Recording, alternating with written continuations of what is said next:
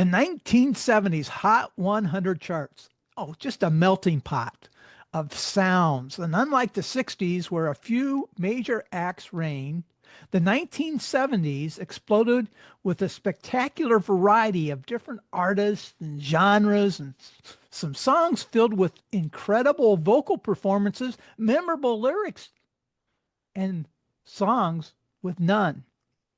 Welcome to Trippin' Up. I'm Phil Yale, and with me, it's the one, it's the only, it's Tripp Rogers. Tripp, welcome back. Phil, it's always a pleasure to see what you have for me. I got a good one. I got a good one for you this time around. For those that don't know Trippin' Up, it's a pop music trivia challenge where my goal is to trip up Tripp, and we invite you to play along. Now, I've compiled information primarily using Google Gemini, who cited historical Billboard Hot 100 chart data and other music resources that revealed from 1970 to 1979, there were 9 instrumentals that peaked at number 1 and another 3 that topped out at number 2. Now, to be clear, 2 of the songs that were on that list that I'm including are called instrumentals, although they contain some very, very, very limited vocals. Tripp, I'm looking for 10 out of those 12. Will you accept the challenge? Yes, I will. Then let's start tripping. All right. So this was number 1 on the charts. So first I got to go with Herb Alpert's Rise, which was a surprise number 1 in 1979. It indeed was. Very good. Okay. I want to say one of the songs that was at number 2 was Music Box Dancer by Frank Mills. Not on this list. No. There would be a story about that that involves Ashland. Oh. Remember the morning show on Channel 5 in Cleveland? Yeah. Melissa Essen, who Melissa Essen Polk now worked as a production assistant on that, and one of her duties was to put bumper music on at going out of segments, and she found that record and put it on, and got all kinds of requests for it. And it was then relayed, and that was when Music Box Dancer became, and it started in Cleveland, believe it or not. That's how records were broken back in the day.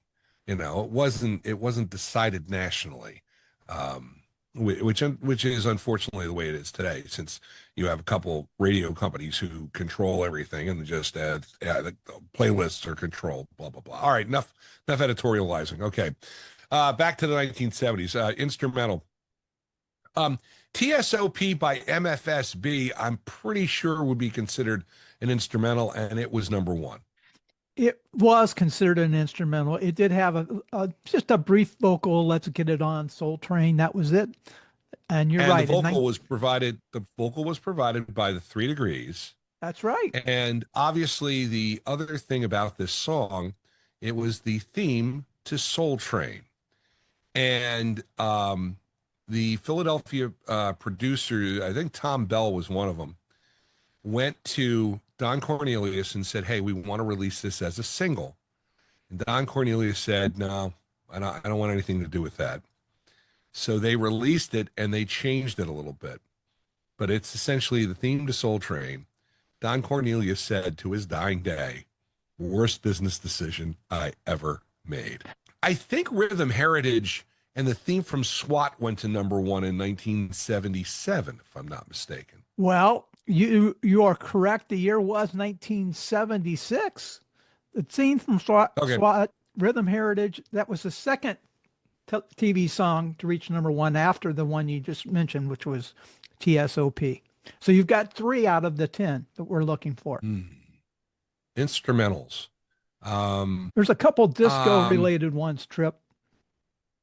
Oh, okay. The Hustle considered an instrumental? It is. Okay, I thought so. That was number one back in 1975. Very talented musician, producer, Van McCoy, passed away a couple of years later, unfortunately. He was great. Oh, Barry White, Love's theme, Love Unlimited Orchestra. Absolutely right again. 1974 for Barry White. Yeah.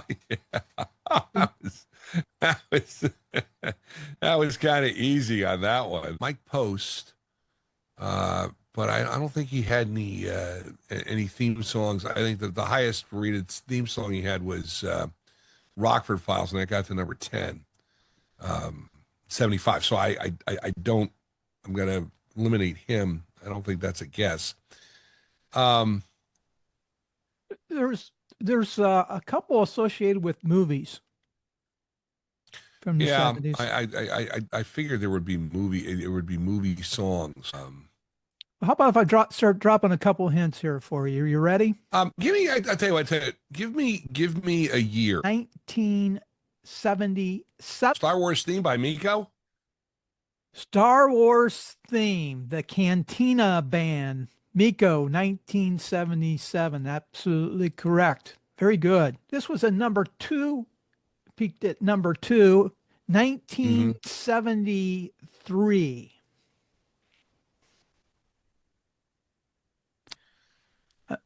I want to say Tubular Bells by Mike Oldfield, but I don't think that was a big hit. Not on this list. Interesting Okay, tune, all right. not on this list. Yeah. This was a movie about three or four dudes taking a trip down a river. Dueling Banjos, Eric Weisberg. Absolutely. Eric Weisberg and Steve Mandel. Yeah. Deliverance was the name of the song. So let's see how many we have here, Tripp. So far, we've got Love Unlimited Orchestra's Love Theme. We have TSOP, The Sound of Philadelphia. The Hustle. Theme from S.W.A.T, that's 4. Star Wars theme, that's 5. Rise, that's 6. Dueling Banjos, that's 7. We're only looking for 3 more. We're going to go back to the year 1973.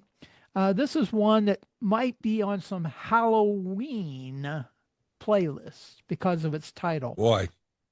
The title was reached because the final recording had to be, quote unquote, stitched together from numerous tape splices during the editing process. Wow. At one point, Rick Derringer played with this band. Man. I know when you tell me it, I'm gonna just like, yeah, I know this song. Drum roll, please. The Edgar Winter Group and Frankenstein. Oh, jeez. I have a couple of friends who listen to this, and they sit there and they're sitting there going, "You moron!" Hey, I should have that. You know what we ought to do is we ought to get a couple of them to come on, or you and I do this together with them and see how they do. What do you think? Well, yeah, I'm just saying. I'm just saying. I've gotten some. Just to let you know, we play it on WTRS after a countdown show we have, and I've gotten a bunch of response from folks, and they're saying this is good stuff, and I think it's great programming. I mean, it's a lot of fun, and I give you all the credit in the world for doing such a great job with it and coming up with the idea too. It's great. We got 2 left, correct? Well, before we do that, that's a great time for me to ask for a plug. Tripp, remind us when this can be also heard on WTRSradio.com. Okay. Trippin' Up is on after the Music Expert Retro Countdown. Music Expert, and I can't give you a specific time because the show length varies a little bit. But normally it is in the 11 o'clock hour on Friday nights. That's Eastern time. And then the 5 o'clock hour on Saturdays at 5 p.m. in the Eastern time zone. And we play it one more time. And if you're an insomniac or maybe you're overseas, this might be easier. It would be in the 4 a.m. hour of Monday morning. And you could listen to it, and it's great. And of course, it's also available on the normal distribution that Phil has. But it's a fun addition to WTRS. Well, we sure appreciate you including it on your internet radio station. And we're going to get back to it. We're looking for 10 of the number one and number two instrumental hits from the years 1970s. I mentioned that two of the songs, Trip, did have a few words in them. We've already identified one. There's another one, only had 6 different words. Fly, Robin, Fly? Fly, Robin, Fly. Silver Connection, number one in 1975. Very good. So now we've got 1, 2, 3, 4, 5, 6, 7, 8, 9. We're only looking for one more. We've got one more number one, and then we've got a couple number twos to choose from. The number one, you and I have talked about this song on multiple occasions in other episodes, oftentimes associated with the disco era. Boy. You are wearing a shirt from a certain professional team located in a certain city. The nickname of that city is what? Oh, Fifth of Beethoven, Walter Murphy, and the Big Apple Band. That would be absolutely correct. The other couple of number two songs on the list, Billy Preston's Outa-Space. Oh, Billy Preston. Billy Preston, the only musician credited on a Beatles single other than the Beatles. He did Piano for Get Back, and you look at and he was listed as that. And Billy Preston, following the Beatles, would play on all of their solo albums. He was such a good friend of everybody on the Beatles, and he would also play with the Rolling Stones. In 73, peaking at number 2 was Deodato. Also Sprach, Zarathustra. Yeah, the theme from 2001. A couple other ones just outside the list, peaking at number 4, BT Express and Express. That was in 75. Chuck Mangione, Feels So Good, and also in 78. And then peaking at number 6, Apollo 100 and Joy. Now, Tripp, let's just digress for just real quick in the form of a bonus question for you. Here you go, bonus question. Out of curiosity, can you name any of the number one instrumentals from the decade of the 60s? Theme from a Summer Place by Percy Faith. That was indeed. Yes. That was a huge number one. Yep, I could only find 5 others. Surprisingly, one was in classical gas by Mason Williams. It didn't show up on this list. Surprisingly, should have. Surprising. But I'm pretty sure he had a big hit with that. Here are the ones that I found. Tripp, The Stripper by David Rose. Stranger on the Shore. Not even familiar at all with that. Mr. Acker Built. It was a record. It was a record that came over from England. It was pre-British invasion. You're right, 62. The British invasion is considered, the first British invasion record is considered Dusty Springfield's song that she had on the charts in late 63. And then the Beatles came over, and then that was it. The floodgates were open. Mr. Acker Built. Yeah, it was Stranger on the Shore. That's a good song. I like that. Love is Blue. 68. Paul Mauriat. How did I miss that one? That was a great. That was 1968, and that was if I'm not mistaken, that I think was close to the number one song of the year, or maybe it's Hey Jude would have been number one, but I think Love Is Blue was up there on the year-end charts. It was top 5. Another one from 68, Grazing in the Grass. Hugh Masekela. There were 2 versions of that song. Hugh Masekela did the version Grazing in the Grass, and then Friends of Distinction did a version within a couple of years that was on the charts too. Didn't go to number 1, but it was big. I put lyrics to it. And in 69, the love theme from a movie,